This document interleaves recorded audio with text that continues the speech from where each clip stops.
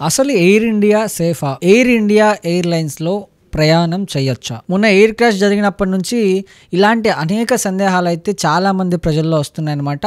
దీని గురించి మనం క్లుప్తంగా మాట్లాడదాం. ఎయిర్ ఇండియా అనేది మన దేశం యొక్క ఒక పెద్ద గొప్ప ఎయిర్లైన్స్. డ్రీమ్ లైన్స్ 887 అనేది ద సేఫెస్ట్ అని చెప్పుకునే వాళ్ళు ఇంతకుముందు. బట్ ఇప్పుడు చాలామంది సేఫ్ కాదని చెప్తున్నారు. అండ్ ఈ ఎయిర్ క్రాష్ అనేది ఎప్పుడైతే జరిగిందో, మొన్న రీసెంట్గా జరిగిన తర్వాత ఎయిర్లైన్స్ ఏవైతే ఎయిర్ ఇండియా మీద చాలా పెద్ద అలిగేషన్స్, చాలా పెద్ద కాంట్రవర్సీ అయితే నడుస్తుంది. ఇప్పటికీ స్టిల్ నడుస్తూనే ఉంది. అండ్ ఈ కాంట్రవర్సీ అనేది ఇప్పుడు కొత్తగా ఏం నడవట్లేదు. గతంలో కూడా ఇలాంటి కాంట్రవర్సీస్లో ఎయిర్ ఇండియా చాలాసార్లు ఇరుక్కుంది. అండ్ ఈ ఎయిర్ ఇండియా కంపెనీ కూడా ఎలా తయారైందంటే ప్రజల సేఫ్టీని పక్కన పెట్టి ప్రాఫిట్ మీద ఫోకస్ చేసింది అనమాట. అండ్ నేను కొన్ని న్యూస్ ఛానల్స్లో చూశాను. ఆ న్యూస్ ఛానల్స్ ఏం చేశాయంటే ప్యాసింజర్స్ లిస్ట్ని లీక్ చేశాయి, along with their names of passengers and their passport number as well. ఇలా వాళ్ళ నేమ్స్ని, పాస్పోర్ట్ నంబర్ని, ఎవరే సీట్లో కూర్చున్నారు, ఎక్కడ కూర్చున్నారు అనేది మొత్తం లీక్ చేశాయి. సో అలా లీక్ చేయొచ్చా? అసలు ఈ ఎయిర్లైన్ ఎలా క్రాష్ అయింది అంటే ఎక్స్పర్ట్స్ కూడా ఇప్పటిదాకా ఏం చెప్పలేకపోతున్నారు. ఎందుకంటే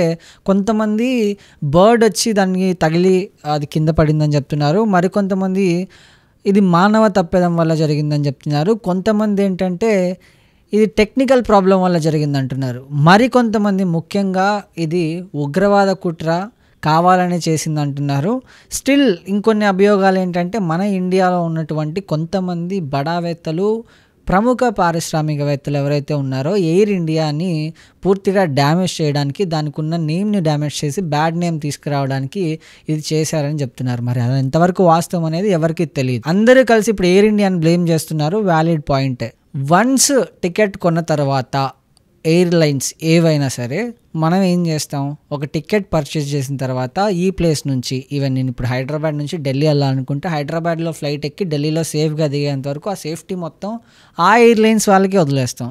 అంటే ఫుల్ ఆఫ్ సేఫ్టీ, ఇంకా మొత్తం ఎవ్రీథింగ్ అనమాట.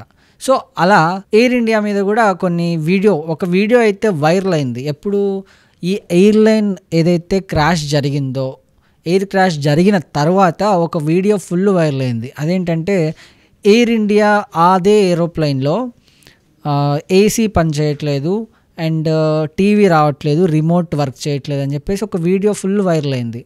అసలు ఆ వీడియో ఎందుకు పెట్టాడు, అసలు అలా వీడియో తీసి సోషల్ మీడియాలో పెట్టగానే కొంతమంది స్పందించి ఈయన మీద కూడా ఒక ఎంక్వైరీ లాంటిది వేశాడు. దాని తర్వాత ఆయన దిగి వెళ్ళిపోయాడు అనమాట. అందులో జర్నీ చేయలేదు ఎయిర్లైన్స్ మీద. ఆయన కంప్లైంట్ కూడా చేసినట్టున్నాడు.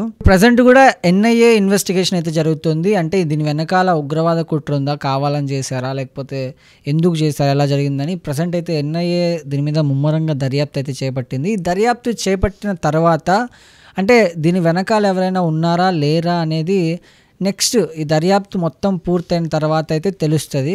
మరి అప్పటిదాకా చూడాలి. ఎవ్వరూ ఏం చెప్పలేం, అసలు ఎలా జరిగింది అనేది ఎక్స్పర్ట్సే చెప్పలేకపోతున్నారు కాబట్టి వాళ్ళు చెప్పేదాకా తెలియదు అన్నమాట.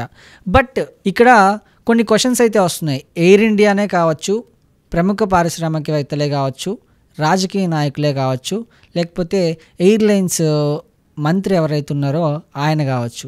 ఇప్పుడు దాదాపు 240 మంది దాకా చనిపోయిన వాళ్ళ కుటుంబాల పరిస్థితి ఏంటి? ఎందుకంటే ఎవరైతే చనిపోయారో వాళ్ళకి ఫ్యామిలీస్ ఉంటాయి, పిల్లలు ఉంటాయి, వాళ్ళ పరిస్థితి ఏంటి? ఇలాంటి కొన్ని క్వశ్చన్స్ అయితే వస్తున్నాయి.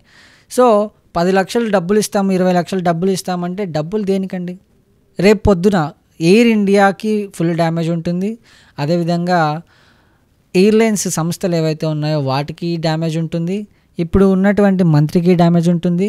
అండ్ ద సేమ్ టైం ఇప్పుడుండే ప్రభుత్వానికి కూడా డ్యామేజ్ ఉంటుంది. అది ఎందుకు ఉంటుందంటే ఆల్ ఇన్సిడెంట్ మీరు చూసుకోవచ్చు, పెహల్గామ్ ఇన్సిడెంట్ కావచ్చు, లేకపోతే జరిగినది కావచ్చు, కొన్ని ఇన్సిడెంట్స్ మన ఇప్పుడున్న ఈ ప్రభుత్వంలో జరిగిన తర్వాత అన్నీ ఇప్పుడే ఎందుకు జరుగుతున్నాయి, ఇప్పుడు ఎందుకు జరగాల్సి వచ్చింది, ఇవన్నీ ప్లాన్ అన్నట్టు కూడా కొన్ని అభియోగాలు అయితే మాట్లాడుతున్నారు, వినిపిస్తున్నాయి. బట్ ఏ ఎయిర్లైన్స్ అయినా మీరు ఒకసారి టికెట్ బుక్ చేసుకున్నారు, టికెట్ బుక్ చేసుకోవాలి అని అనుకున్నా కూడా అసలు ఆ ఎయిర్లైన్స్ ఎలా వర్క్ చేస్తుంది, దాని బ్యాక్గ్రౌండ్ ఏంటి, ఇంతకుముందు ఈ ఎయిర్లైన్స్లో ఏవైనా ఇలాంటి అంటే ఎయిర్ క్రాష్లు ఏమైనా జరిగాయా లేదా, ఒకవేళ జరిగితే ఆ ఎయిర్లైన్స్ వాళ్ళు ఎలా స్పందించారు, వాళ్ళకి ఏం చేశారు అనేది ఒకసారి చూసుకోవాలి. టికెట్ బుక్ చేసుకునే ముందు కానీ, చేసుకున్న తర్వాత కానీ. ఒకవేళ లేదు మేము సేఫ్ ఫీల్ అవ్వట్లేదు అంటే క్యాన్సిల్ చేసుకోవాలి. సో ఎయిర్లైన్స్లో ప్రయాణం చేసేటప్పుడు చాలా జాగ్రత్తగా ఉండాలి. ఇక్కడ ఎవరైతే చనిపోయారో వాళ్ళ